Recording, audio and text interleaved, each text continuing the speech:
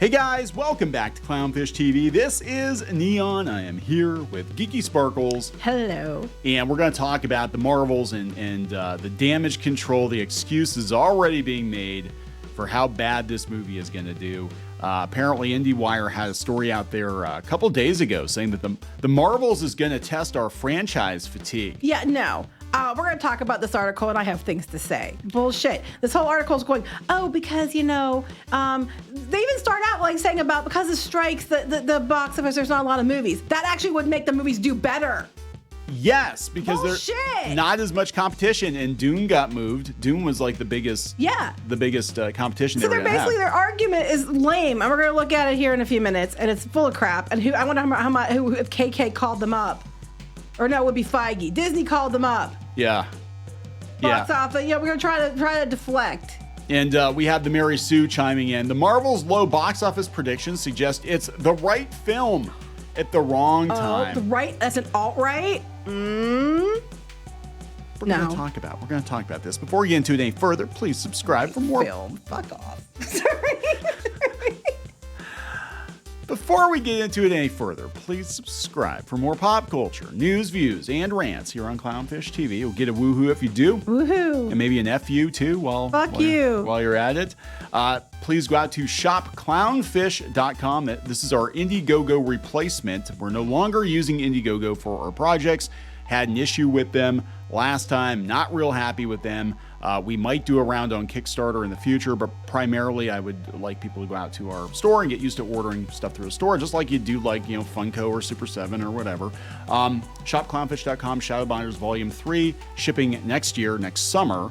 First new Shadowbinders content in 10 years, and you can pick up a copy of 1 and 2 if you haven't done so already. And there's not many left of 1 and 2, just FYI. Yeah, we don't have a lot left. I mean, we might be able to reprint it at some point, but not anytime in the near future. Well, because we did like 2 second chance offers on it, and we sold a bunch. I mean, if we would do Kickstarter and it would do really, really, really well, we might be able to, but I don't know at this point in time. If we did, yeah, we'd have to do pretty well to reprint all, because they're hardcovers. They're not cheap. They're very expensive. Anyway. Previously on Clownfish TV is a comic about us, based very loosely on things we've said in life. Dumb stuff we say. On dumb stuff we've said. I should have said Clownfish TV says dumb stuff. That should have been the name of the book. Yeah. But that is in stock. It just came in like 2 days ago. Hopefully they'll start shipping next week. We are waiting on sticker sheets.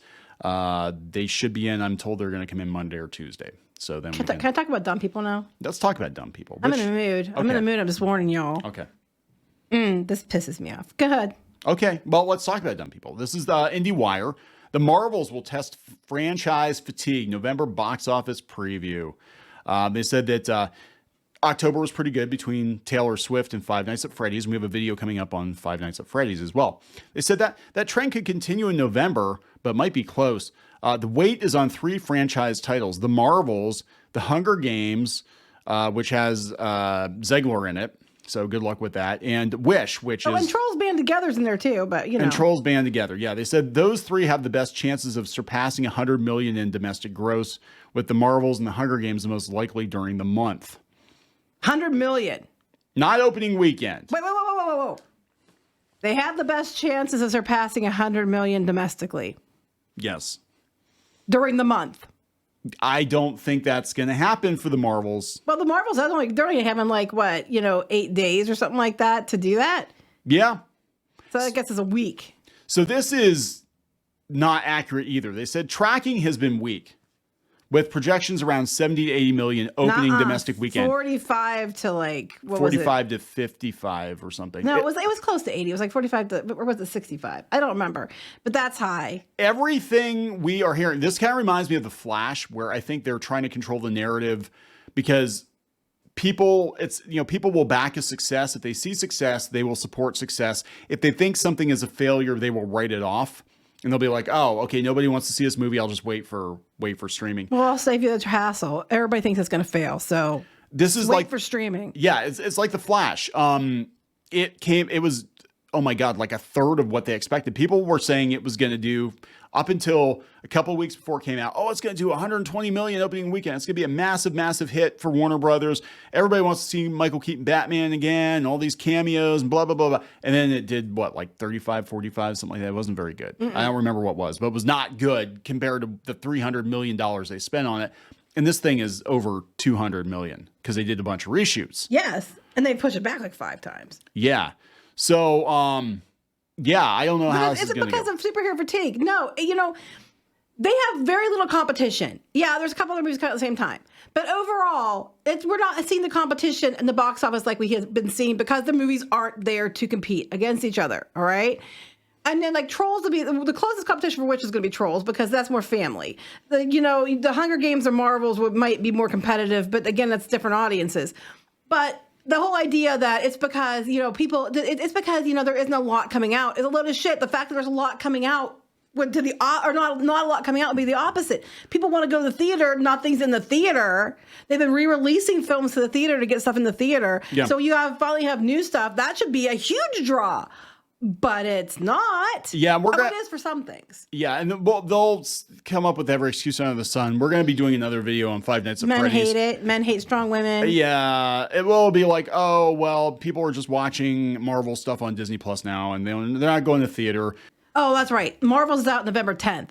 Wish it's out the 22nd. So they're going to have. So they have the entire month. See, that's how much I even care about this. I didn't even remember what day it was out. They have the entire month, 20 days. And they don't think they can break 100 million in 20 days domestically. Yeah. That's That's for a Marvel movie, any Marvel movie, that should be doable within the first weekend? Week or two. Yeah, the most. But this one, they think all signs point to it flopping harder than Eternals. That's not good. So this is coming from the Mary Sue, which I keep forgetting exists. I think they're living on limited time. I think that their corporate owners are going to take a good hard look at them here pretty soon and be like, yeah, we're paying you guys more than you're bringing in, and we can't do this anymore. But I digress. They said the Marvels is right around the corner. Marvel's latest superhero team up hits theaters on November 10th in the wake of several major box office flops and disappointments for Disney. Box office prediction for the film are stirring curiosity. Is that what we're calling it? Curiosity? Yeah. They're absolute garbage, but it's because people are curious. So they're talking about how it ties into the Disney Plus shows and stuff. They said, but if you don't watch Disney Plus shows, you're not going to know. A lot of people didn't. Yeah, you're going to be lost. They're like, who the hell are these people? They said, in addition to being a major crossover of one of the least liked characters in the MCU and some sidekick characters from the Disney Plus shows, The Marvels is also a much needed female-led film from the franchise. No, it's not. It's going to do bad. And it's not. And I'm going to tell you right now, it's not because it's female-led. It's because it's Brie Larson-led. It's because you have Ms. Marvel, who did absolutely abysmal in the comics, in the video game, and on Disney Plus. As I think it's the actress. I like her. It's the character. You have Photon, who's only showed up in one show. In like the one show. So people aren't know who the hell it is. And people are over it. They only went to Captain Marvel last time. They thought they had to. They're trying to make it that you have to go to this one for Deadpool 3 because of the Kelsey Grammer cutscene, supposedly. Spoiler! If it's true. Yeah, Deadpool 3 whenever it comes out. Yeah, because we don't know when now. It's much needed female-led. Sure, Rachel. Sure. So there are heroes accidentally swapping places, meeting lots of kittens. I can't understand why this movie is not going to do well. And potentially even participating in a wedding and a musical number. Now, damn, why aren't people coming? They have the cats. They actually have a freaking poster with the damn cats on the poster, and they even had a cat live stream.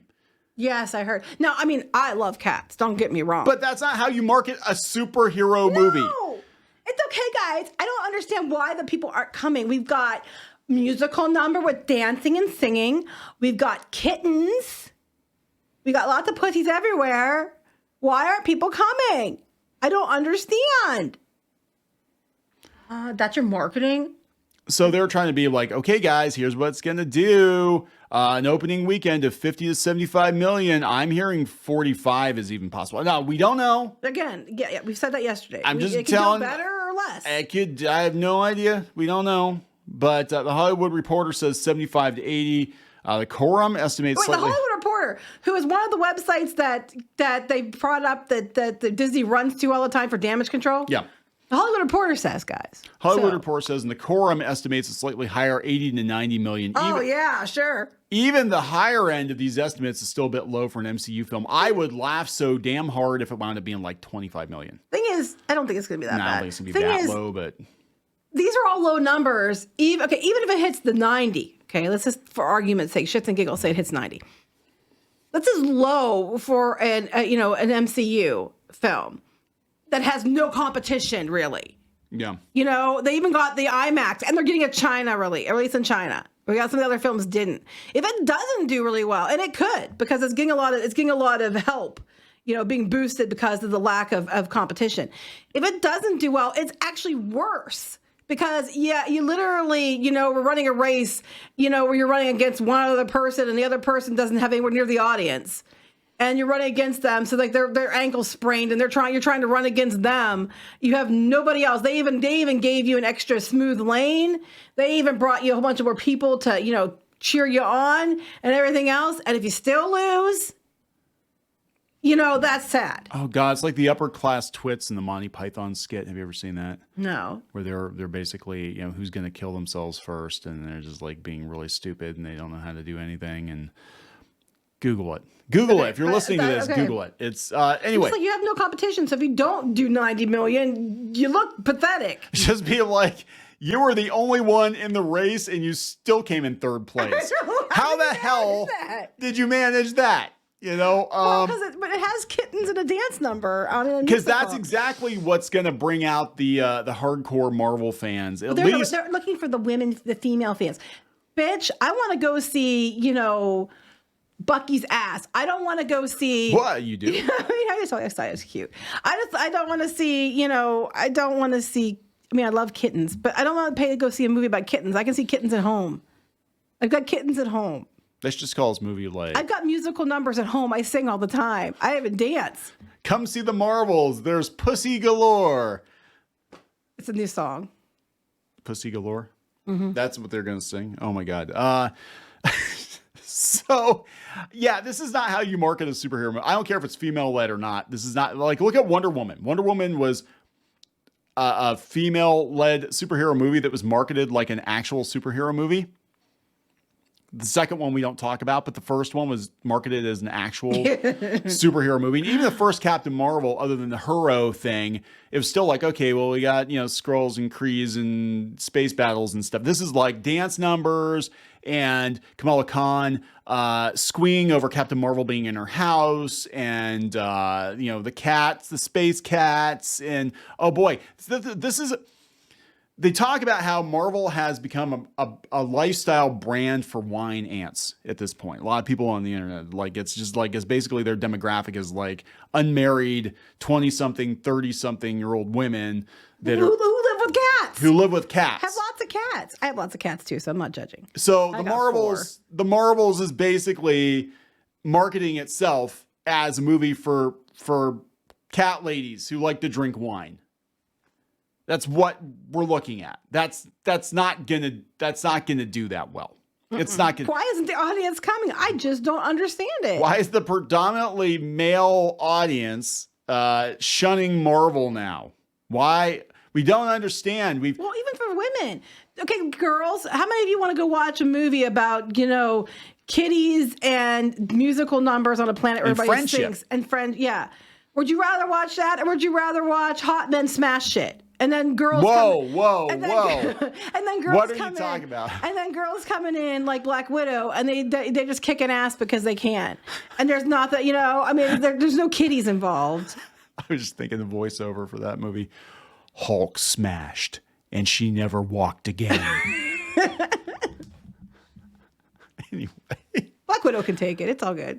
I was going to say, that's the Black Widow movie everybody wanted, right? I'm just saying, even the Black Widow movie was a female-led movie. It was like, it wasn't the best thing ever, but it was like, there was a lot of fighting and kick-ass and stuff like that. And I'm thinking there's going to be fighting this, but they're like, from what I'm reading, it's like, the one scene is like like Kamala Khan's family's fighting somebody that shows up there. They're hitting with pans and stuff. And I mean, while it's funny, it's very Blue Beetle, and we know how Blue Beetle went. Yeah, that's kind of the vibe I'm getting from this one. I mean, and look, I didn't hate Blue Beetle. I thought it was done dirty by the marketing. I thought it was done dirty by the director. And that might be the case here. They're too busy showcasing that come for the laughs because they know they want that wine ant cat lady audience. Well, we went a different direction with this one. It's more funny. I might get Guardians of the Galaxy. It's more. We went a different direction. It's more funny. You mean like, and you can start listing all these different things that they've tried this with Marvel, Spider-Man. with Thor.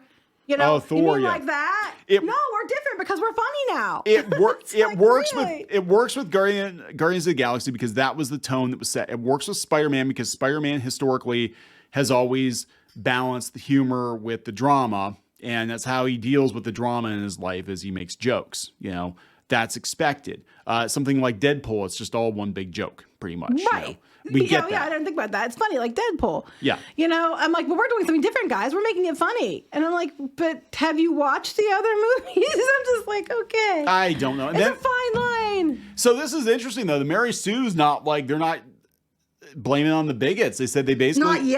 Not yet, but they said they have a lot going against them. They said that box office predictions can be fairly accurate in analyzing box office behavior and attitudes of the audience. There's always the possibility for anomalies. The Marvels has a lot of things working against it, from strikes to lack of advertising to superhero fatigue. Strikes, bullshit. Strikes, bullshit. The fact that Brie Larson isn't out there shooting her mouth off at junkets is actually a plus for Disney. Because, you know, no one really gives a shit when celebrities are out there at junkets. They really don't. Does anybody actually watch this stuff other than reading a couple articles on the pop culture things they got from the interviews?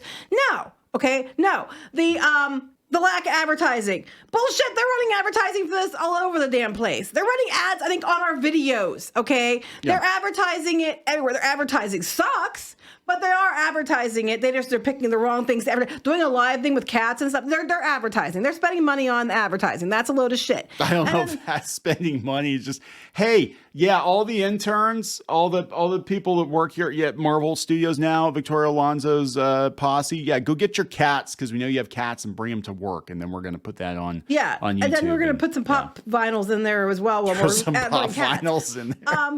And then they're saying superhero fatigue. Superhero fatigue, I do agree to a level because they're oversaturating the market with Marvel and DC both, but Marvel especially. It's just oversaturating everything because you have to watch the shows to watch the movie and everything else. That's the one thing I agree with. I'll give you is maybe superhero fatigue to a point, but lack of advertising and strikes, my ass. Bullshit. You're full of it. So this is working against them too, and that's what I was going to bring up here, is that they had screenings for this movie and it did not go well at all.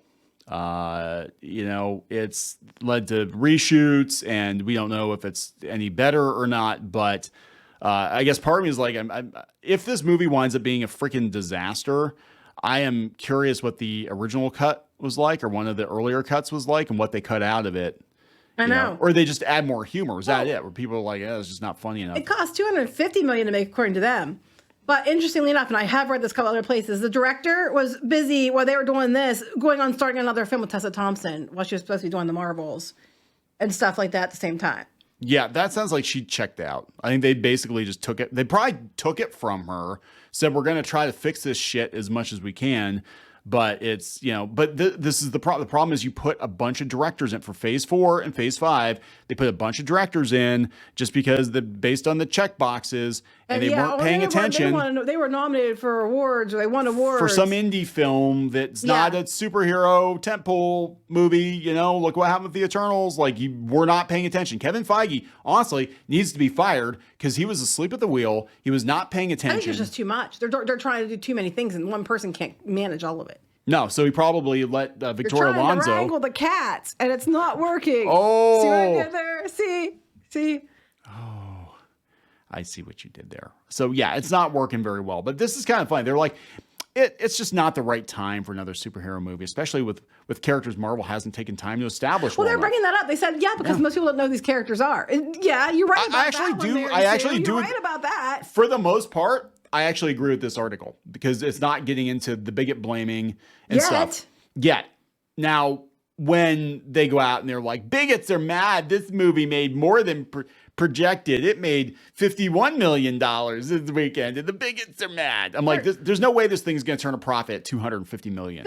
First comment. It really depresses me that the major portion of the vitriol and bad reports of this film are mostly certainly based on the fact that it's a bunch of dumb old girls. Yeah, I'm a woman. kindly fuck off. You know, whatever. No one cares who these characters are or knows who these characters are. It's not about them being dumb old girls. It's about characters no one knows or likes. Look, the Ms. Marvel failing on Disney Plus was a omen of bad things to come, because that was a direct lead into this movie and people did not care. And again, it's nothing against the actress. She really seems like a genuinely nice kid.